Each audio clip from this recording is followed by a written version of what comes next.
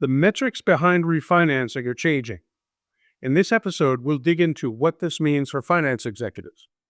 According to published reports, over $1.5 trillion in commercial real estate debt will mature by the end of 2027. But this isn't your father's refinancing cycle. This time, lenders are rewriting the rules. Hi, I'm Andrew Zizas, and this is To the Point. I'm publisher of CFO Intelligence Magazine, host of CFOIQ.com, chief strategist and CEO at Real Estate Strategies Corporation, and I advise CFOs across North America on numerous topics. Stick around. At the end of today's episode, I'll have two special offers for you.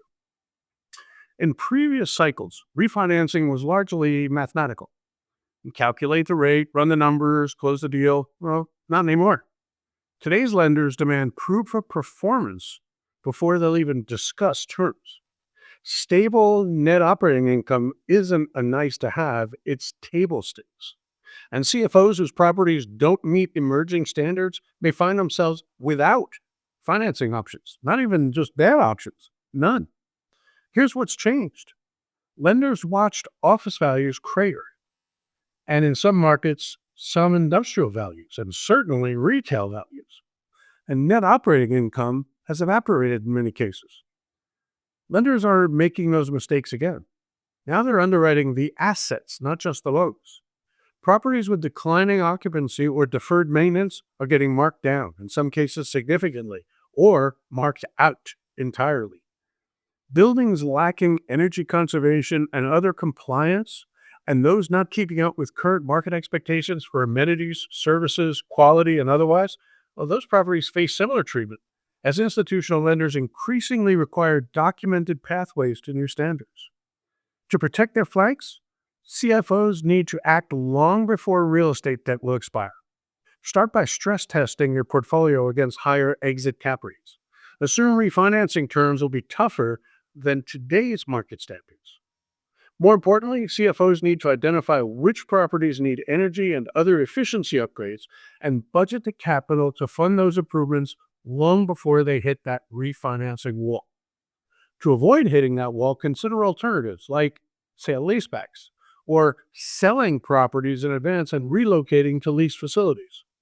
The worst scenario isn't paying more for refinancing.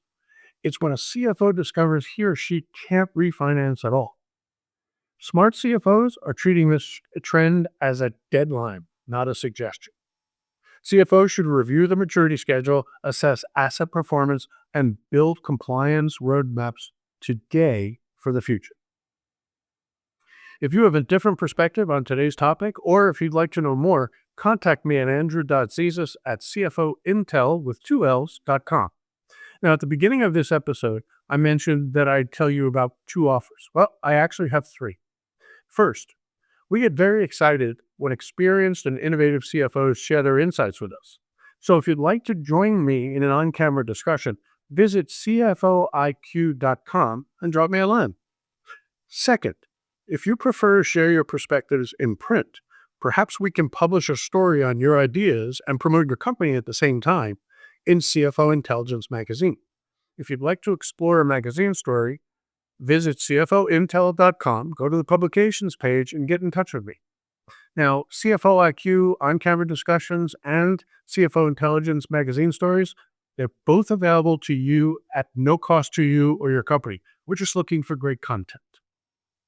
My third offer, if you'd like to understand in a 15-minute conversation how your company can secure free rent, annual rent reductions, no-cost renovation allowances, expansion or contraction rights, and achieve more favorable terms in its facility leases anywhere in North America and do it today, in the near term, even if those leases won't expire for many years, visit realstrat.com and drop me a line.